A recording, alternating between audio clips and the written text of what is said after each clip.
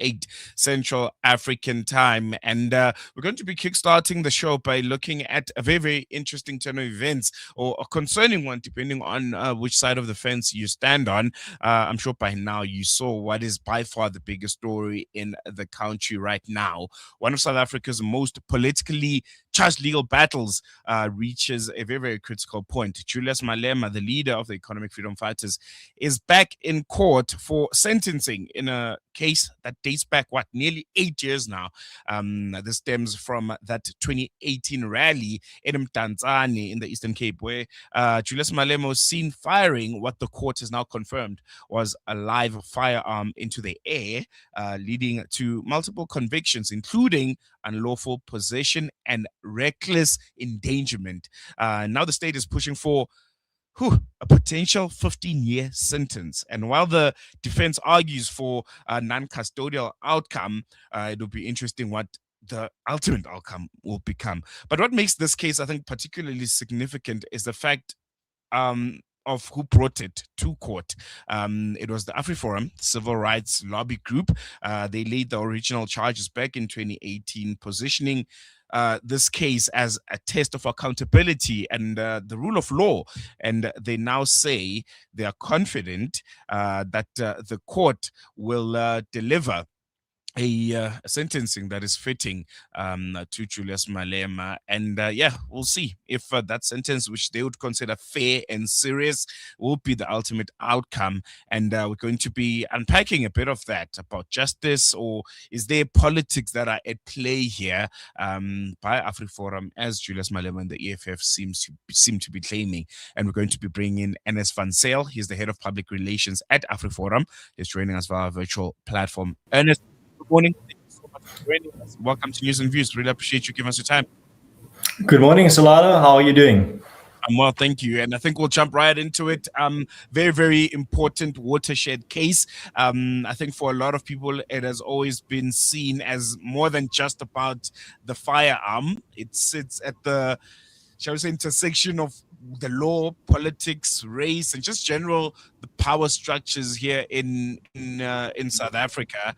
And I think what's interesting for me is I mentioned when I first started this conversation that you laid this case back in 2018, but a lot of critics, especially those that are supporting Julius Malema and those that are supporters of the EFF and critics of AfriForum, say you guys, AfriForum, selectively pursue figures like Julius Malema for political visibility. How would you respond to that, to the charge that this is almost a strategic litigation and not just a principled litigation? Because we've seen cases like this before. I think in court also Julius Malema's lawyer made mention of the fact that there hasn't been precedence to this case. We've seen people shoot guns up at rallies, at funerals, and there's never been arrests of any kind being made. And this is just targeting of Julius Malema politically by AfriForum. How do you respond to that?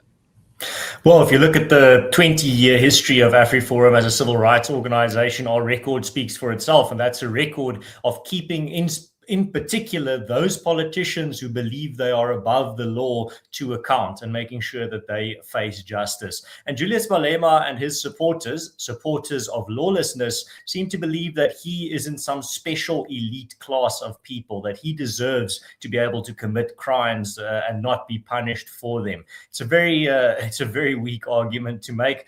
AfriForum's entire record is holding politicians to account who believe that they are above the law. And Malema and his supporters seem to believe that he deserves to be above the law because he sits in parliament or because his party appears on the ballot during elections. But AfriForum's stance and our principle that we are acting out here on is the principle that no, you do not deserve to be above the law or deserve special treatment just because you are a politician or because you are famous. Everyone, the average South African, the poor South African, the rich South African, the South African in the middle, all of them deserve to be treated exactly the same way before the law when they commit a crime. And Julius Malema has now been proven in court to be a convicted criminal. I want to stay on the precedent argument because I was watching the proceedings yesterday. The state argued that Julius Malema, as a public figure, he sets a very, very dangerous precedent. But is there a risk that criminalizing someone like Julius Malema, even for something, I think it's important. It's important that reckless behavior is accounted for. But don't you think it sets the ground for something that might be very, very dangerous? We saw the EFF coming out last night. I think it was their student command saying they might make the country ungovernable should they I don't know if the sentencing is not what they deem appropriate. Yeah. How do you respond to that? The fact that we might find ourselves where we get scenes of the looting, events of 2021, if I'm not mistaken, because those are the threats that they're making. It's very simple. The simple matter here is you do not give in to the threats of those supporters of lawlessness just because they are threatening with more lawlessness, criminality, and violence. South Africans are tired of these people that support lawlessness because their preferred politician is lawless or their preferred politician is a criminal. No. We're not going to be giving in to these threats of violence, these threats of criminality. And I think South Africans are just sick and tired of political parties endorsing criminality and threatening the country with criminality.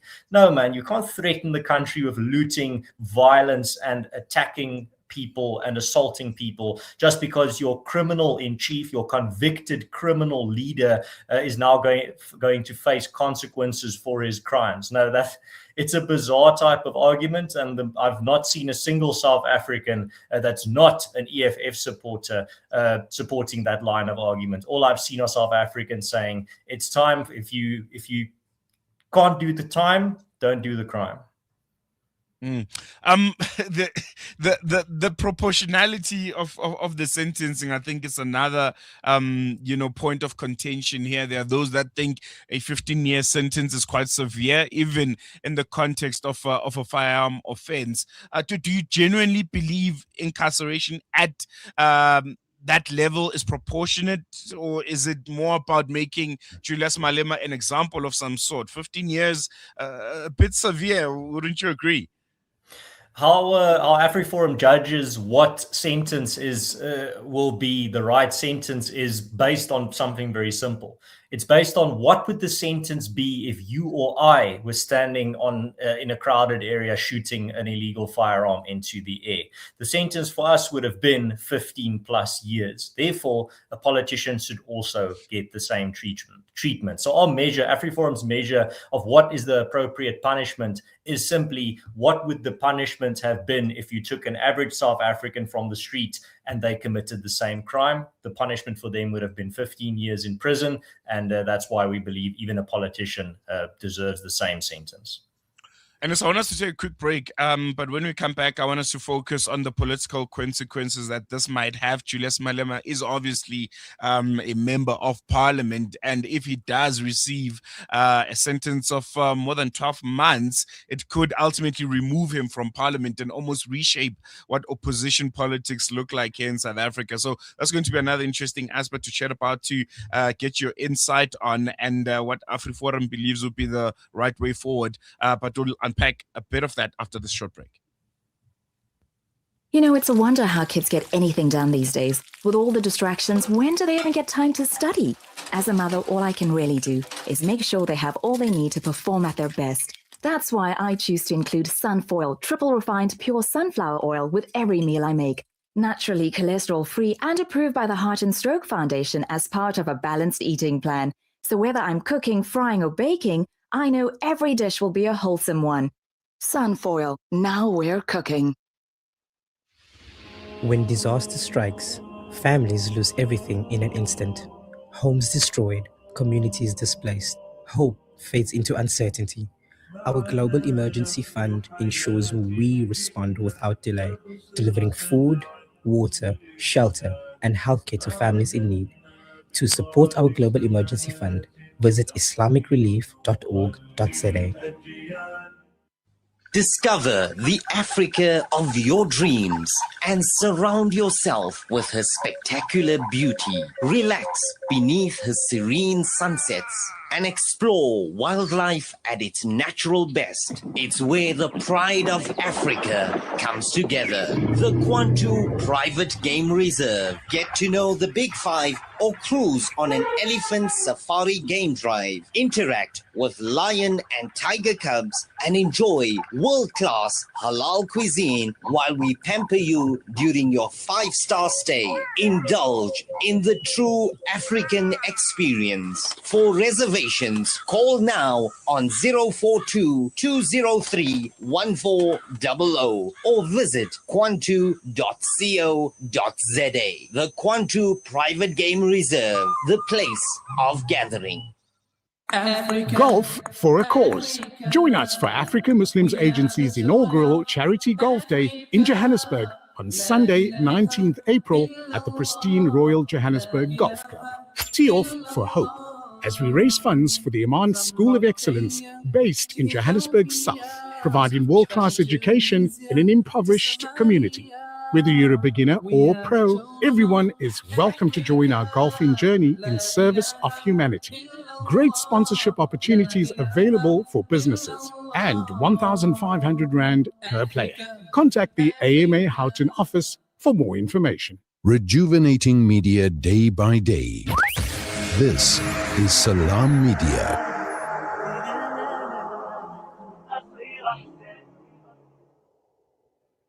Welcome back. You're still tuned in to News and Views with myself, Salailo Makudiri. The time is 20 minutes past 8 Central African time. And we're still in conversation with Ernst van Zyl from AfriForum.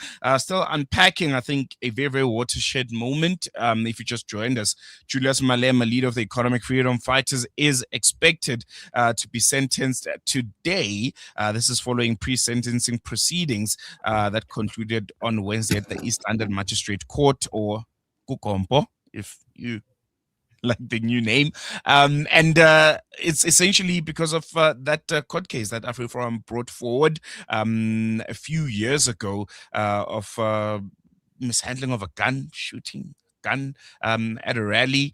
And it's going to be interesting what the outcome of that court case is going to be and the consequences that it will have. And Ernst, before we went on to that short break, thank you so much for staying with us, was on the political consequences that this will have. Because if Julius Malema does receive more than a 12-month sentence, it could ultimately remove him from parliament and also reshape what opposition politics kind of look like here in South Africa. Are you comfortable with that idea that a case initiated by AfriForum could have such implications on what parliament looks like and what the political landscape, party political landscape here in South Africa is also redesigned?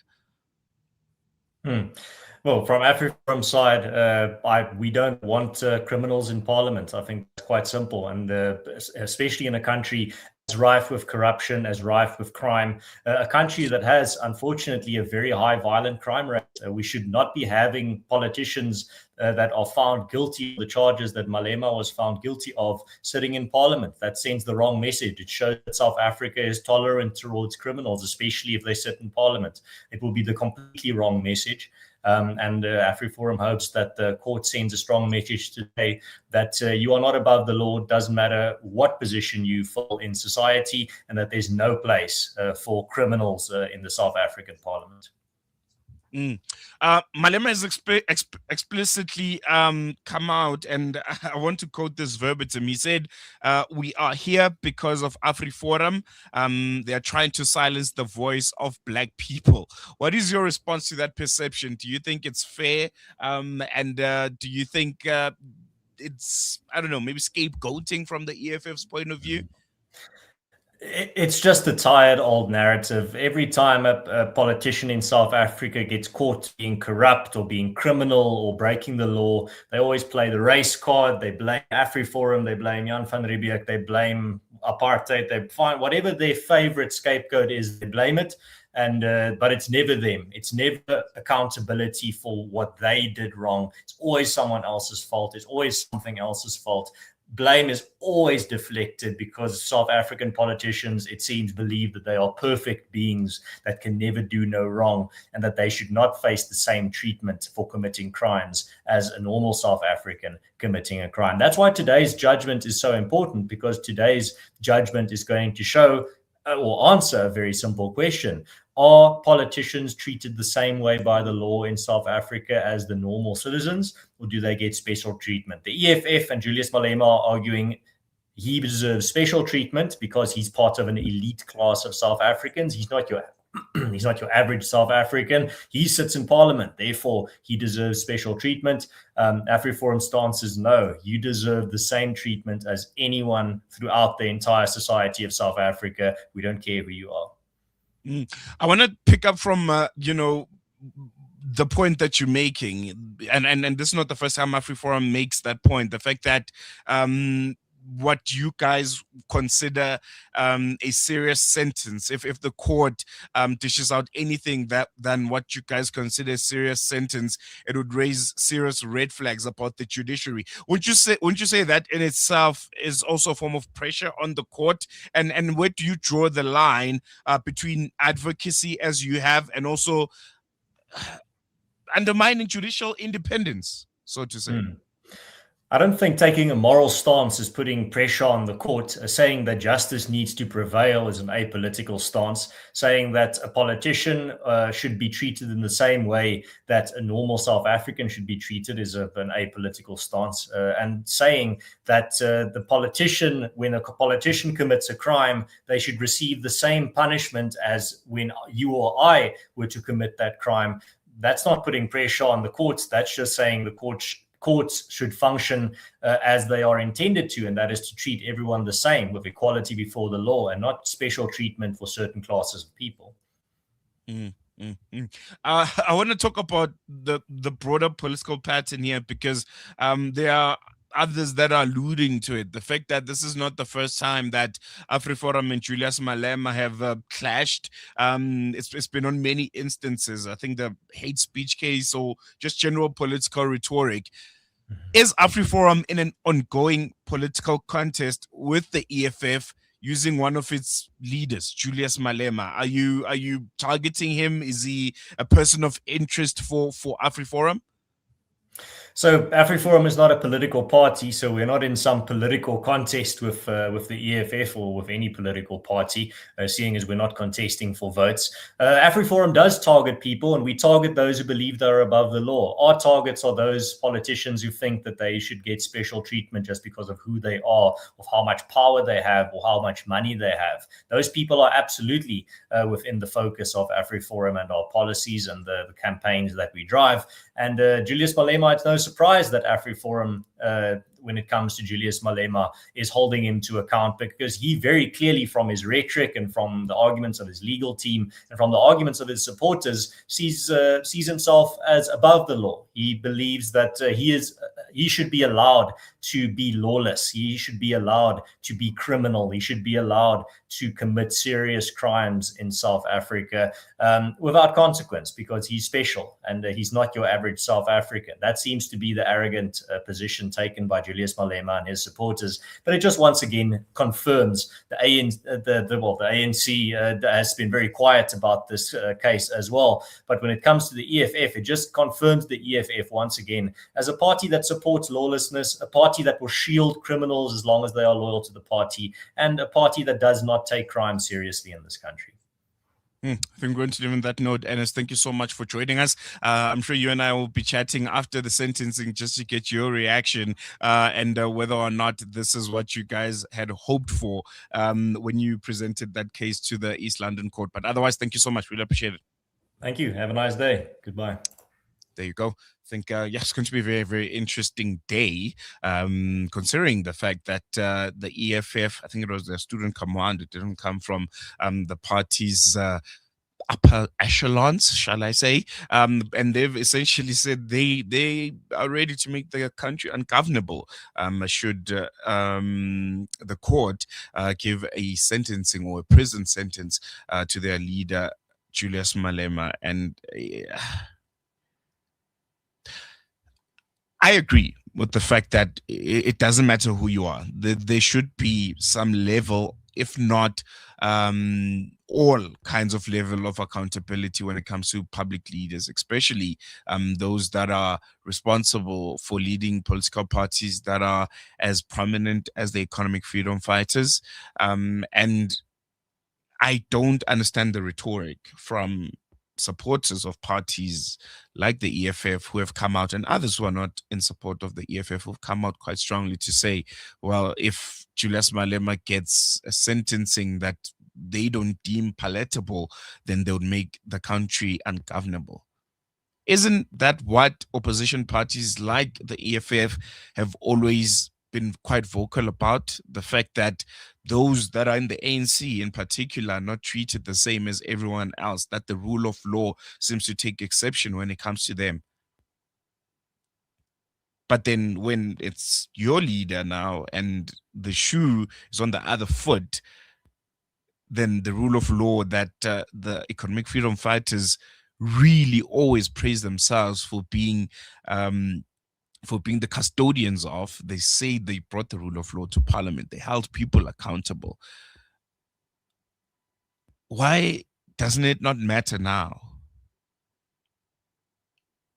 Julius Malema has always said, I want my day in court. It doesn't matter which case was he in front of or what he was being accused of. He'll always say confidently, I want my day in court. And he's had his day in court. Well, he's had his days in court. Are we not risking making our country a banana republic if we're going to respect and uphold the rule of law and the constitution based on our favorites or those that we like? You do the crime, you do the time.